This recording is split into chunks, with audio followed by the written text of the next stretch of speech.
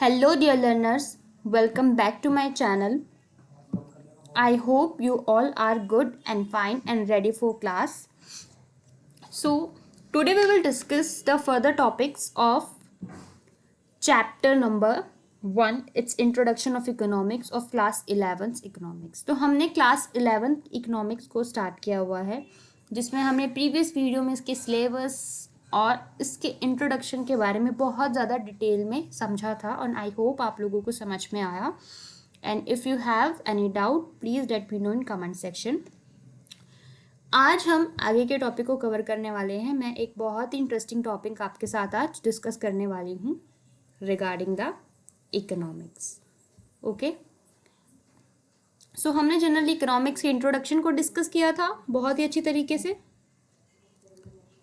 And कुछ terms को आज डिस्कस करेंगे कि इकोनॉमिक्स में कुछ टर्म्स होती है, उसके बारे में आपको पता होना चाहिए. ठीक है, सो चलिए स्टार्ट करते हैं.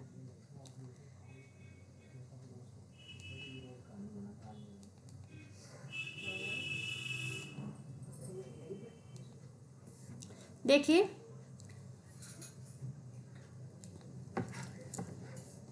सबसे पहले कुछ टर्म्स आपको पता होनी चाहिए अगर आपको इकोनॉमिक्स के सब्जेक्ट को समझना है, और इन टर्म्स का आपको हमेशा इकोनॉमिक्स में डिस्कशन मिलेगा ही मिलेगा. तो कौन सी है ये टर्म्स, डिस्कस करते हैं. देखिए, फर्स्ट टर्म है आपकी it's consumer. You know what is consumer? Consumer क्या होते हैं?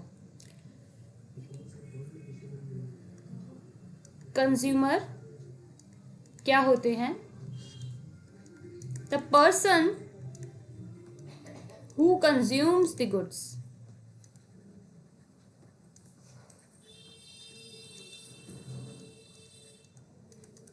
कंज्यूमर वो पर्सन होते हैं जो गुड्स को क्या करते हैं, कंज्यूम करते हैं.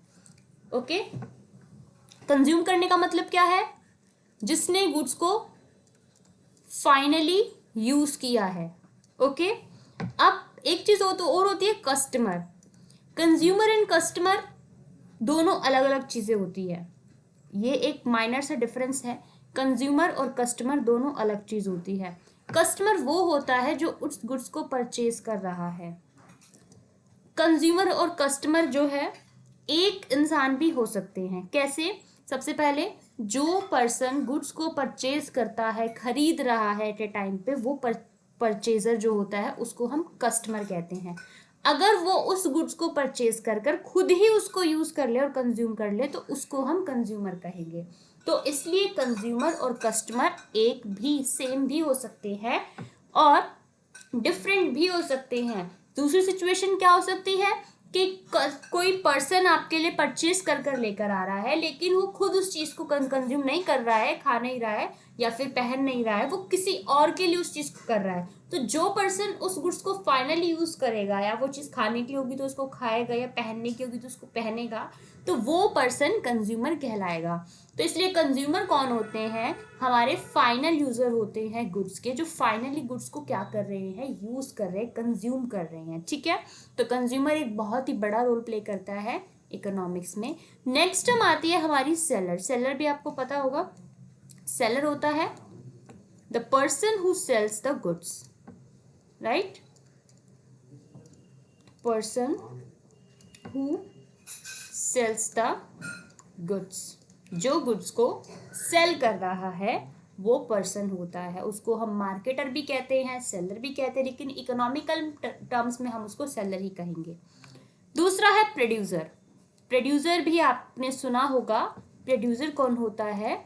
जो गुड्स को प्रोड्यूस कर रहा है, person who produce the goods. Okay, जो गुड्स को प्रोड्यूस कर रहा है. प्रोड्यूस करने का मतलब क्या होता है? प्रोड्यूस कोई मैजिक से तो नहीं हम प्रोड्यूस करते हैं ना किसी चीज को. प्रोड्यूस करने का मतलब होता है कि कोई पर्सन जो रॉ मटेरियल से किसी चीज को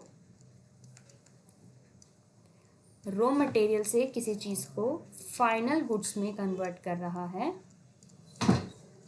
ठीक है, रॉ मटेरियल से किसी चीज को फाइनल गुड्स में कन्वर्ट कर रहा है, उस कन्वर्जन को हम क्या कहते हैं? प्रोड्यूसर कहते हैं, प्रोडक्शन कहते हैं। और जो ये कर रहा है उसको हम प्रोड्यूसर कहते हैं। क्या कहा मैंने? जो रॉ मटेरियल से फाइनल गुड्स को कन्वर्ट करने का प्रोसेस होता है, इस पूरे प्रोसेस को हम क्या कहते हैं?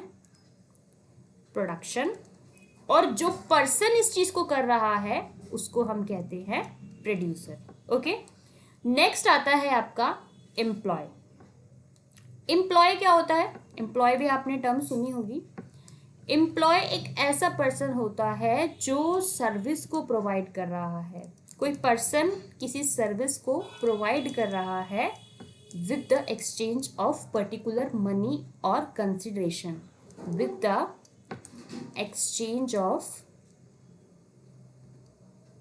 पर्टिकुलर मनी और कंसिडरेशन।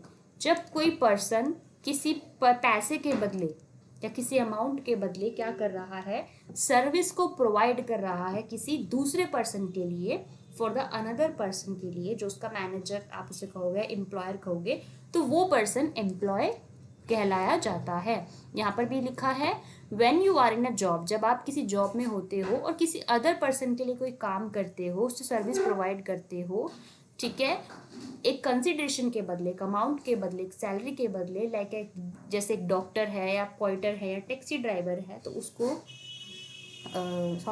जैसे एम्प्लॉयज, जैसे आप क्या करते हैं? किसी जॉब में काम करते हैं। जो डॉक्टर, प्रोड्यूसर है, ये तो सब क्या है? प्रोड्यूसर्स होते हैं, ठीक है। मैन्युफैक्चरिंग कंपनी में आप कोई काम कर रहे हैं, किसी चीज़ का प्रोडक्शन कर रहे हैं, तो ये तो प्रोड्यूसर होते हैं। लेकिन एम्प्लॉय क्या होते हैं?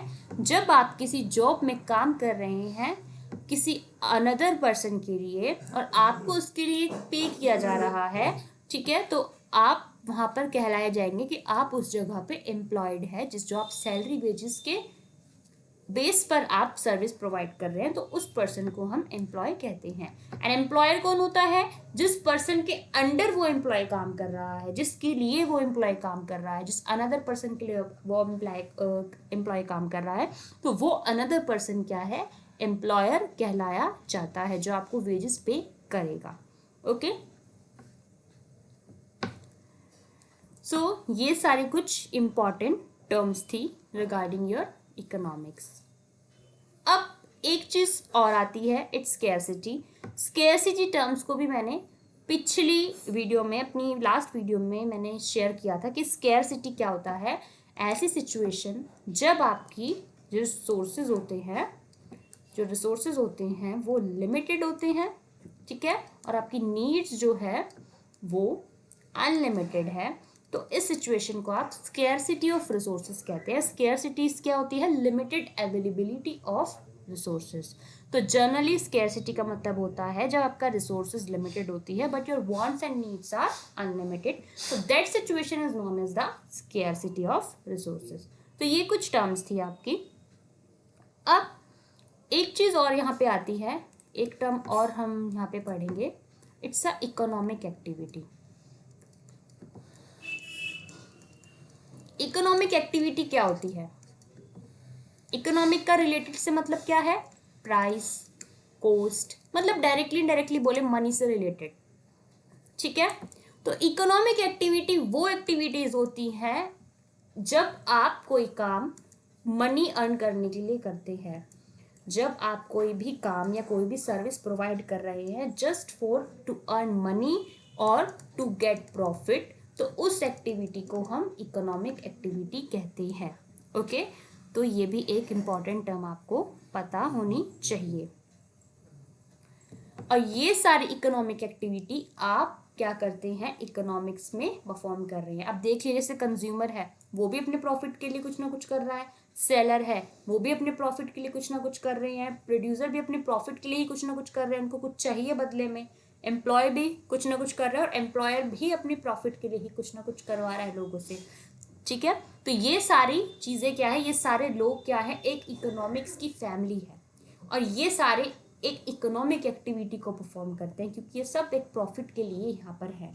तो जब ये इकोनॉमिक्स के अंदर क्या है? इकोनॉमिक एक्टिविटीज़ को प्रॉपर पूरा करते हैं तो हम क्या कहते हैं इकोनॉमिक्स को, इस सिचुएशन में हम एक और नया नाम देते हैं, it's a ordinary business of life. ठीक है, अब देखिए कहने का मतलब ये है, अब इकोनॉमिक्स इतने सारे लोगों को सर्विस प्रोवाइड करवा रहा है, ठीक है, इतने सारे लोगों को एम्प्लॉयमेंट दे रहा है, कंज्यूमर का भी फायदा कर रहा है, सेलर का भी फायदा कर रहा है, प्रोड्यूसर, एम्प्लॉयर, एम्प्लॉय सबका फायदा कर रहा है, और ये इकोनॉमिक्स की फैमिली है। ओके, तो इकोनॉमिक्स के अंदर ये सब लोग क्या कर रहे हैं, काम कर रहे हैं, इकोनॉमिक्स के अंडर होकर ये सब लोग काम कर रहे हैं अपने अपने फायदे के लिए। तो इसलिए हम इकोनॉमिस्ट या जो इकोनॉमिक को मतलब परफॉर्म करते हैं, उन इकोनॉमिस्ट को और इकोनॉमी को एक नाम से और जानते हैं, it's a ordinary business of life. ठीक है, इकोनॉमिक्स हमारी लाइफ का एक पार्ट है, क्योंकि हम ऐसा कोई भी काम पूरे दिन में करते ही नहीं है, अपनी लाइफ में ऐसा कोई काम नहीं करते जिससे हमें कोई प्रॉफिट ना हो। हम हर काम कुछ ना कुछ फायदे या नुकसान के लिए हम करते ही करते हैं, हमारा कोई ना कोई भी काम होता है किसी फायदे नुकसान से जुड़ा होता है। तो जनरली जब हम कोई भी काम अपने प्रॉफिट के लिए कर रहे हैं तो वो सारे इकोनॉमिक एक्टिविटी होती है। तो इसलिए हम इकोनॉमिक्स को एक ऑर्डिनरी बिजनेस ऑफ लाइफ कहते हैं, क्योंकि इकोनॉमिक्स हमारी लाइफ का पार्ट है। बिना इकोनॉमिक एक्टिविटी के आप सरवाइव नहीं कर सकते हो, आप एग्जिस्ट भी नहीं कर सकते हो, right. That's why we said economics as a ordinary business of life. Okay, तो इसी बेस पर यहाँ पर ये कहता है कि जो इकोनॉमिक्स है वो क्या स्टडी करता है कि कैसे पर्सन्स अपने रिसोर्सेज का चॉइसेस करेंगे स्केर्सिटी रिसोर्सेज के साथ अनलिमिटेड वांट्स में। ठीक है, कैसे आप लिमिटेड रिसोर्सेज का अनलिमिटेड वांट्स के साथ डील करेंगे, उसको चॉइसेस करेंगे, ताकि आप अच्छा प्रोडक्शन कर पाएँ या अच्छी नीड फुलफिल कर पाएँ लोगों की। तो उसको हम इकोनॉमिक्स कहते हैं, और इकोनॉमिक्स यही स्टडी करता है। और एक बात और है कि इकोनॉमिक की, अगर आपसे पूछा जाए कि इकोनॉमिक की सबसे बड़ी प्रॉब्लम क्या है, बिग प्रॉब्लम ऑफ इकोनॉमी है स्केर्सिटी ऑफ रिसोर्सेज।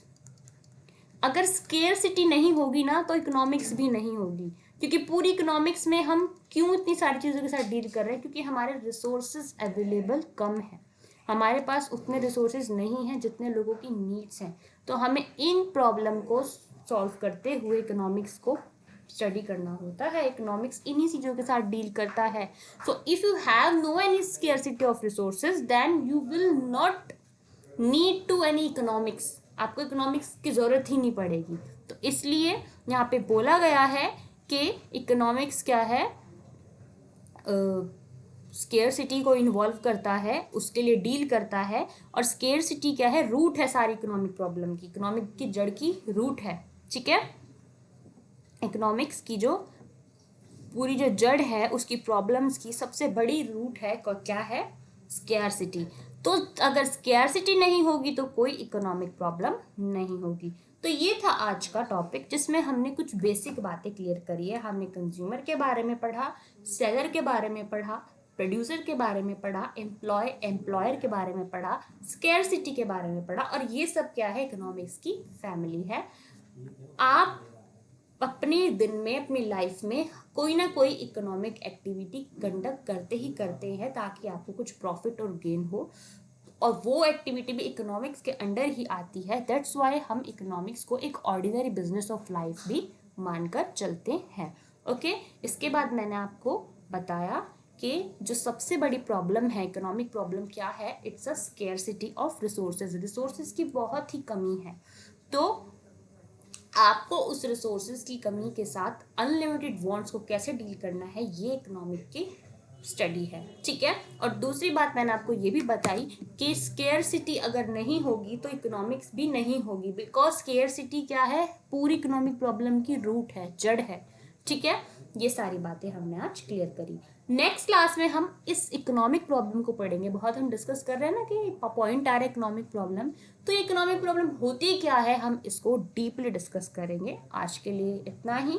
अच्छे से वीडियो को देखिएगा, पसंद आए इसको लाइक करना, शेयर करना, एंड चैनल को सब्सक्राइब करना ज़रूर फॉर मोर वीडियोस, ताकि आप डेली बेसिस पर कुछ ना कुछ नया एडवांस में सीखते रहें, इतना आपका क्लासेस स्टार्ट हो। ओके, और कोई डाउट होता है प्लीज़ कमेंट सेक्शन में मुझे बताइएगा, मैं आपको उसका सॉल्यूशन प्रोवाइड करूँगी। ठीक है, सो मिलते हैं नेक्स्ट वीडियो में। आज के लिए that's for all today, and for now keep learning, keep practicing. We will meet in our next video with the next content. Bye bye.